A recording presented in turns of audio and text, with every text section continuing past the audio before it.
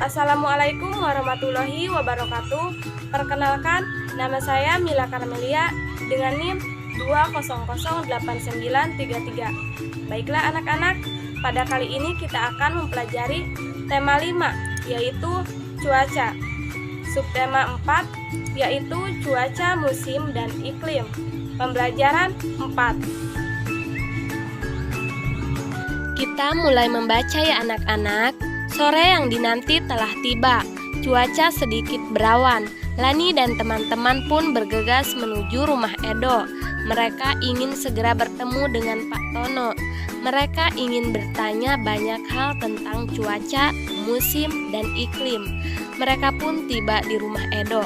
Ternyata Pak Tono belum datang.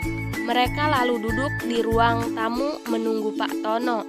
Setelah menunggu selama 10 menit, Pak Tono akhirnya datang. Tetapi baju Pak Tono agak basah. Mengapa ya? Halo anak-anak, maaf ya, Bapak terlambat. Bapak tadi kehujanan.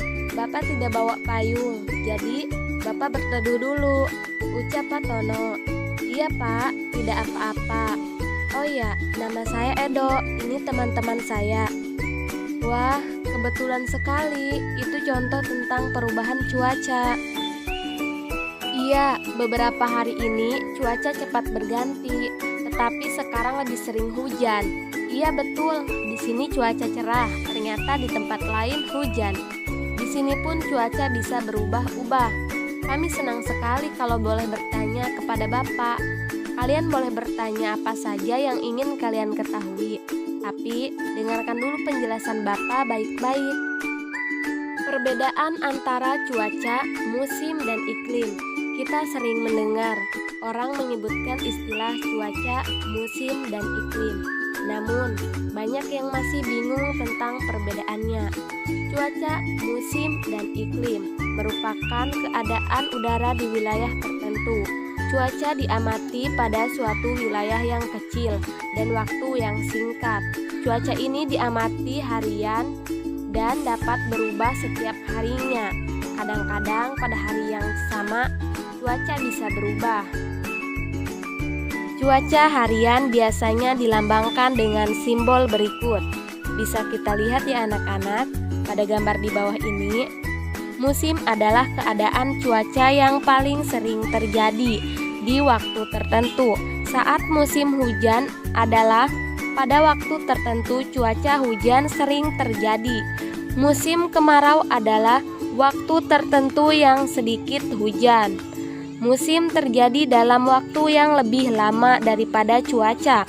Musim diamati dalam hitungan bulan. Indonesia merupakan negara tropis.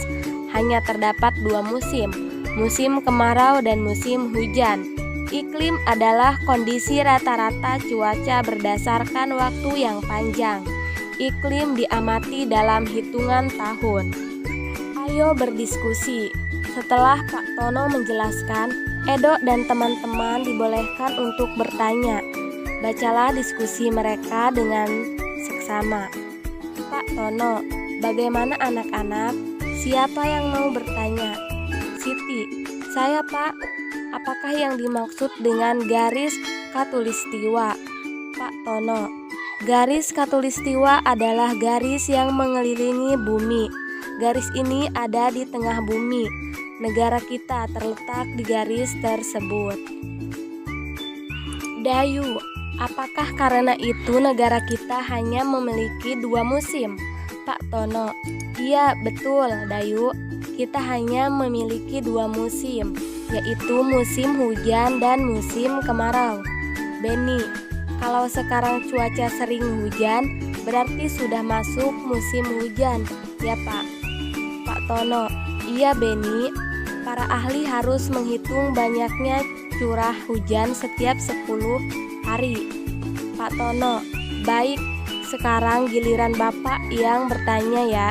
Bapak minta kalian menceritakan kembali informasi tentang cuaca, musim, dan iklim. Siapa yang bersedia? Edo dan teman-teman. Saya Pak. Kemudian bercerita, cuaca itu keadaan udara yang diukur dalam waktu singkat. Kalau iklim dalam waktu panjang. Musim di Indonesia hanya ada 2, musim hujan dan musim kemarau. Sekarang giliranmu ya anak-anak menceritakan informasi tentang cuaca, musim, dan iklim. Kemudian ceritakanlah dengan kata-kata dan kalimatmu sendiri. Berceritalah di depan teman-temanmu. Selanjutnya, ayo beraktivitas. Hari sudah makin sore. Cuaca yang tadinya berawan kini berubah mendung. Sebelum hujan, Edo meminta tolong kepada teman-teman untuk membantu ibunya. Lani dan Siti membantu mengangkat jemuran yang kering. Dayu dan Edo membantu membawa masuk sepatu yang ada di luar. Beni dan Udin membantu mengangkat keset yang dijemur di atas pagar. Itulah manfaatnya kita bersatu saat mengerjakan suatu hal. Pekerjaan akan cepat selesai. Terima kasih teman-teman, kalian sudah meringankan pekerjaan ibu saya. Nah, kemudian anak-anak, sampaikan manfaat dan pentingnya bersatu dalam keberagaman di hadapan teman-temanmu. Selanjutnya mencoba. Lani, Siti, Dayu, Beni, dan Udin bergegas pulang sebelum hujan turun. Di jalan desa terdapat banyak lubang agar tidak tergenang saat hujan. Lubang tersebut ditutupi batu. Sambil berjalan, mereka melompati bebatuan yang ada di jalan desa. Senangnya bermain lompat-lompatan. Di tengah jalan, hujan mulai turun. Udin mengajak teman-teman ke rumahnya agar tidak kehujanan. Udin mengajak mereka bermain lompat jauh dengan menggunakan matras. Perhatikan gambar berikut. Pada posisi pertama, Udin melangkah menuju area tolakan. Posisi kedua, Udin melakukan gerakan menolak dengan bertumpu pada satu kaki. Udin bertumpu pada kaki yang lebih kuat. Posisi 3, Udin melakukan gerakan melayang. Kaki tumpuan lurus ke belakang. Kaki yang bukan tumpuan ditekuk ke depan. Posisi 4, Udin ada pada posisi udara. Kedua kaki dirapatkan dan ditekuk ke depan. Kedua tangan ditekuk ke atas. Posisi 5, Udin siap mendarat. Kedua kaki dan tangan lurus ke depan. Posisi 6, kedua kaki Udin mendarat di atas matras. Kedua telapak tangan menumpu di atas matras.